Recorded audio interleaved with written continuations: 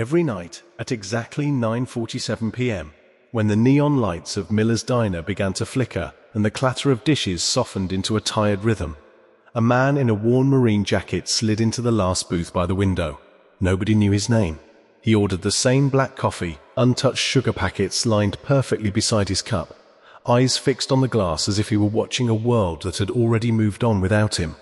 The regulars passed by, laughing, scrolling their phones, chasing their own unfinished stories.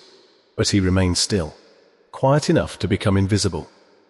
Until one evening, a young waitress named Emily paused long enough to notice that he never ate, never smiled, and never left until the chairs were stacked and the lights dimmed. Something about his patience felt heavier than loneliness. It felt like waiting. She watched him glance at the door each time it opened, a flicker of hope fading just as quickly as it came. No one else seemed to care, but Emily couldn't ignore the quiet weight he carried.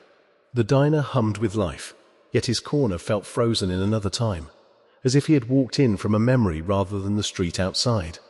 Rumors floated among the staff. Maybe he was a drifter, maybe a veteran who couldn't let go. But none of it explained the careful way he folded a faded photograph inside his wallet every night before leaving. Emily began to realize that he wasn't just passing time. He was holding on to something fragile, something unfinished. And the more she watched, the more she wondered who he was waiting for, and why, after all these years, he still believed they might walk through that door. As weeks passed, Emily's curiosity turned into quiet concern. She noticed how he flinched when a glass shattered, or when a loud laugh echoed across the room, subtle reactions most people missed. The diner owner warned her not to get involved. Customers came and went, stories weren't meant to be chased, but something about the marine's stillness felt like a silent cry for recognition. One rainy evening, the power flickered, and the diner fell into a hushed darkness. For the first time, the man's reflection caught her eye clearly. Tired, weathered, but not broken. She began leaving small gestures on his table, an extra napkin, a fresh cup of coffee before he asked. Acts so simple they barely registered, yet his posture softened each time. Then came the night she saw him staring at a framed photo near the counter, an old picture of local high school graduates from decades ago. His hand trembled slightly, and for a moment it looked like he might speak, but the words never came. The tension built quietly, like a storm rolling in without thunder. Emily pieced together fragments from town whispers, a Marine who left for war, a best friend who promised to meet him back home, a tragedy that no one talked about anymore. Suddenly, his waiting didn't feel strange. It felt sacred. She realized he wasn't alone by accident. He was honoring a promise that time itself had failed to keep. And as closing time approached, she made a decision that would change both of their lives, though she had no idea how deeply it would ripple through the diner and beyond.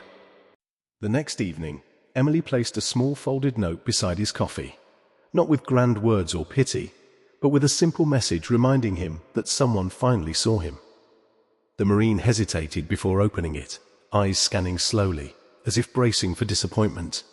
Something shifted then. A faint smile, almost invisible but real. Over the following nights, she listened without forcing conversation, allowing silence to become a bridge rather than a wall. Eventually, he revealed pieces of his story through quiet gestures. A photograph shared, a nod toward the empty seat across from him.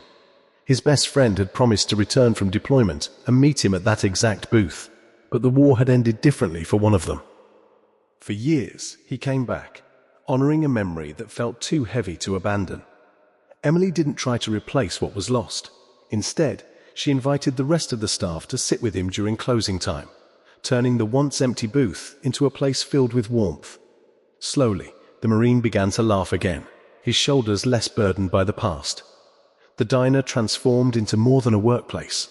It became a quiet sanctuary where strangers chose kindness over indifference. One night, as the neon sign buzzed softly and the doors prepared to close, he stood up, leaving the photograph behind on the table, no longer needing it as a shield against the world. Emily realized that sometimes healing doesn't come from grand gestures, but from being seen when you feel invisible. The Marine still returned each night, but now he wasn't waiting for someone who would never arrive.